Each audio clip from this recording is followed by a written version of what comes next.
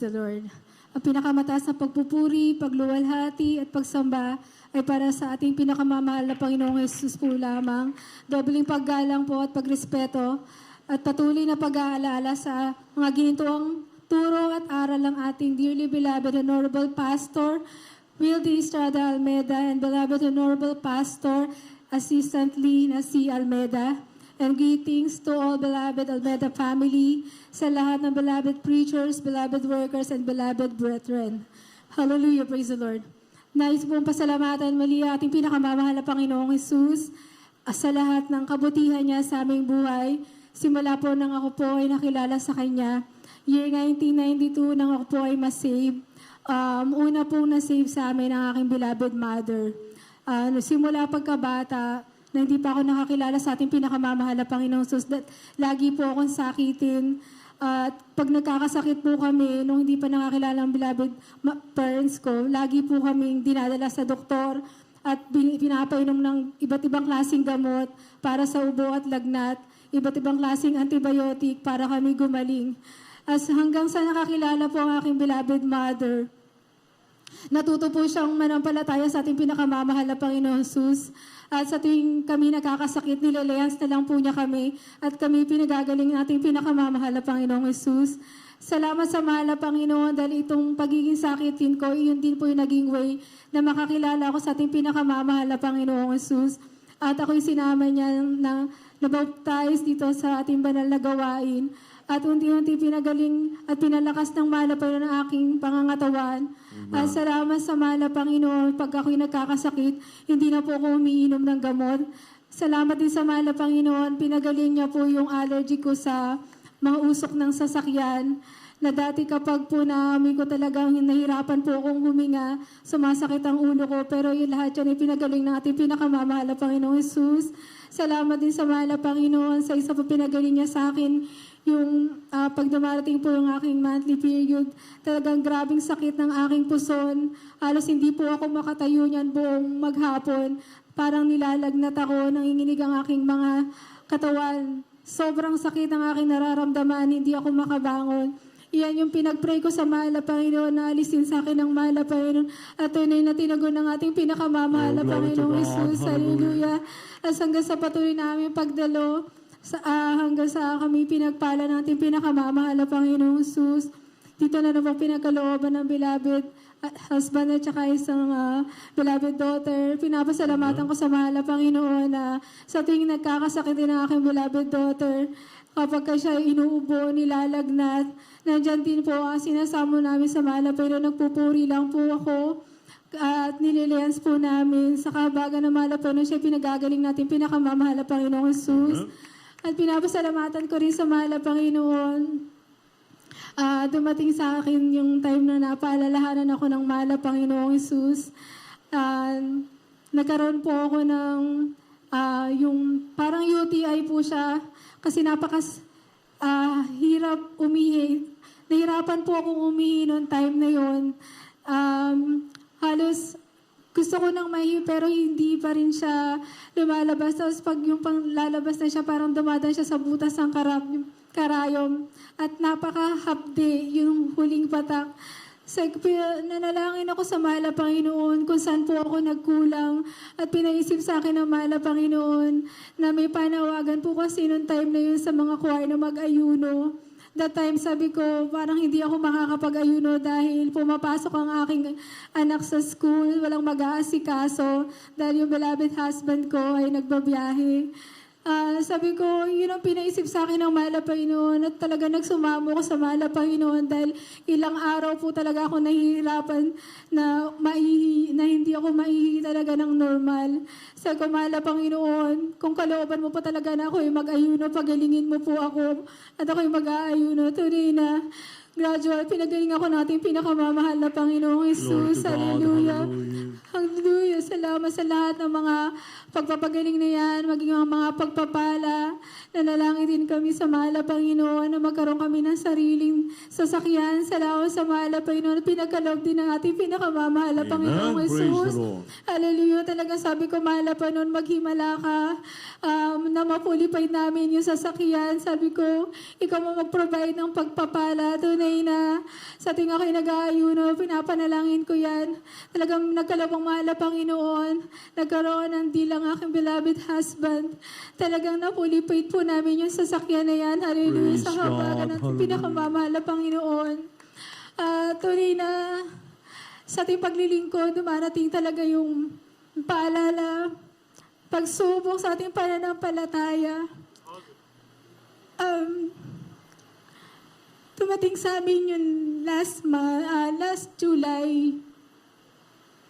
Nagkaroon po ng karamdaman ng aking beloved husband. Almost 2 weeks po siya na nahihirapan matulog.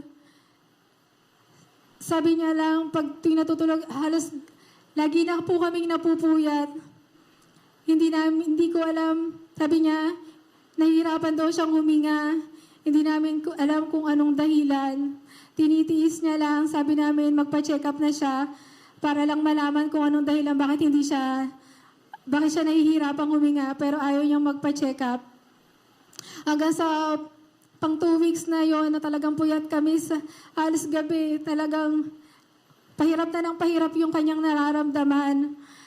Talagang sabi niya, pag nahiga daw siya, para siyang nalulunod. Kapag naman naupo siya, parang doon lang daw siya nakakatulog. Laging ganun yung sitwasyon hanggang sa dumating na yung time na pati paglalakad niya, hinihingal na siya, nahihirapan na siyang maglakad, nahihirapan na siyang huminga. Hanggang sa nag-decide na siya talagang magpa-check up na. Nagpa-lab test po siya. At yung lab test niya, pinabasa po namin sa doktor. At doon na po nakita na napakataas na po pala ng kanyang creatinine.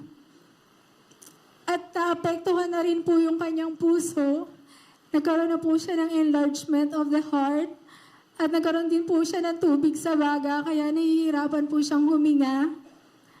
Kaya siya napapagod kapag konting lakad lang. At sabi rin ng doktor, naapektuhan na rin daw po yung kanyang kidney. Kumbaga, nagkaroon na ng komplikasyon yung kanyang katawan. Yung kanyang kidney hindi na rin po nagpa-function. Nandun na daw po siya sa stage ng CKD5. Noong time na dinala namin siya, sabi ng doktor, kailangan na siyang i-admit, hindi na siya pwedeng umuwi. Kaya in-admit po siya. Habang nasa hospital siya, sabi ko, nung tinest siya to the echo at saka nagpa-ECG siya, after nung mapa-ECG siya at saka to the echo, nung binalik na siya sa room, doon na po siya nag-struggle. Talagang gabi nag-50-50 na po talaga siya. Konting hinga na lang niya, isang hinga na lang, talagang bibigay na siya. Noong time na yon, tumawag ang aking in-law sa aking malabyanan. Nagbabaka prayer through phone sa ating beloved preacher. At habang nagkakagulo po doon sa loob ng ospital, dahil talagang nag-struggle na siya, hindi na magkamayo yung mga nurse para ikabit yung oxygen sa kanya. Talagang hirap na siyang huminga. Sabi ko, mag-hallelujah, praise the Lord ka. Dahil isang hinga na lang talaga niya. Lahat tayo na sumigaw siya ng hallelujah, praise the Lord. Unti-unti, binalik ng mahal na Panginoon yung kanyang paghinga. Praise God, hallelujah. Hallelujah, praise the Lord. Sabi ko, sumala kami sa mahal na Panginoon. Siguro talagang wala na siyang buhay. Nung nasa hospital kami niyan, lumalakad yung araw, sabi ko, mahal na Panginoon, maghimala ka. Sabi ko, hindi kami para dito. Kung saan kami nagkulang, nagkamali. Maging aking beloved husband, patawarin mo po kami. Unti-unti alisin mo yung oxygen niya. Talagang nag-alay po ako ng 2 meals fasting doon sa hospital. At pinagpapray ko sa mahal na Panginoon, huwag kaming magtagal sa hospital. At talaga nung mga 3 to 4 days, unti-unti binababa yung oxygen. Hanggang 5 days, itinanggal na yung kanyang oxygen. Hallelujah. At salamat din sa mahal na Panginoon dahil nga, sabi ko, mahal na Panginoon, palabasin mo na po kami sa hospital na to. At tunay na talagang grabe ang gawa ng kaaway ng pananakot. Dahil sabi talaga ng doktor niya, dalawa lang ang option niya doon sa kidney niya. Ang unang option is yung medication. Papainumin siya ng matitinding gamot para dun sa kidney niya, pero pinapatay naman yung kidney niya. At yung pangalawang option, dialysis. At yung dialysis, yung puso naman po niya yung maaapektuhan at unti-unting manghihina. Kaya sabi ko sa akin, beloved husband, magtiwala tayo sa ating pinakamamahal na Panginoon. Marami na siya pinagaling. That's right. Alam ko malapay na maghihimala. Panalangin tayo. Talaga tinanong ko siya kung gusto niya magpa-dialysis. Sabi niya ayaw niya. Sabi niya lalabas tayo dito sa ospital. Kaya talaga noong time na yon, sabi ko pa birthday mo na makalabas kami ng ospital. Nakalabas kami ng ospital noon. Sabi pa ng nepro niya, kailangan pagtanggal ng kanyang catheter. Maihina siya. Pag hindi daw siya naihi, ibabalik ulit daw yung catheter na yon. So meaning, pag hindi siya naihi noon, time na yun, hindi pa rin kami makakalabas. Kaya grabe ang prayer ko pa rin sa mahal na Panginoon. Sabi ko, maghimala ka. Sabi ng doktor, kailangan 4 na oras, maihina siya. Pero salamat sa himala ng pala Panginoon, 2 hours pa lang naihina siya. Hallelujah. Talagang ang grabe yung pananakot ng kaaway. Kasi that time na lalabas na kami ng ospital, nandoon yung nagsusuko siya. Talagang nandoon bilang isang tao, nandoon yung kaba. Pero sabi nga, ito pala yung sinasabing living by faith. Ang mana pa yung magpapagaling. Kaya talaga nung lumabas kami, sabi namin, wala siyang tinake na medicine. Sabi namin, umasa tayo sa mana pa yun. Ang mana pa yun ang gagawa. Talagang unti-unti sabi ko, mana pa yun, alisin mo yung pagsusuka niya. Hanggang sa kabagan na mana pa yun, alis sa mana pa yun yung pagsusuka niya. Hanggang sa naging normal na ulit siya, yung paghinga niya. Hallelujah. Salamat sa mahal na Panginoon. At yung 1 month na yon, naging maayos siya. Pero dumating na naman yung time na itong last nakaraan lang na linggo, muli na naman siyang inatake. Muli na naman siyang inatake sa puso. Nahirapan na naman daw siyang huminga. Sabi nga doon sa ospital, atake na daw po ulit yun. Pangalawang atake na niya yun. At talaga nitong pangalawang ospital niya, diretso po siya sa ICU. Sabi ko, anong man ang kalooban ng mahal na Panginoon? Mahal na Panginoon, sabi ko, pangawakan mo kami. Ganun pa rin yung finding sa kanya ng doktor niya sa nepro niya. At maging sa puso niya, mahabang gamutan. Yun nga lang, habang umiinom siya ng gamot, talagang may naaapektuhan. Sabi ko nung time na yun na nasa ICU siya, sabi natin, manalangin tayo sa mahal na Panginoon, humingi ka ng tawad sa mahal na Panginoon. Kung saan ka nagkulang, ano mapagkukulang mo sa mahal na Panginoon.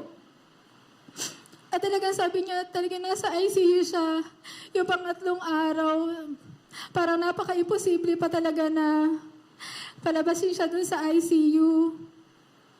Pero nanalangin doon siya sa mahal na Panginoon na maghimala ang mahal na Panginoon na makalabas siya sa ICU na yun. Gayon din kami na patuloy na nanalangin.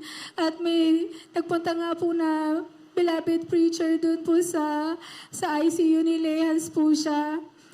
At nung ni Lehans po siya nung umaga, salamat sa mahal na Panginoon at yung hinihingi niya sign sa mahal na Panginoon.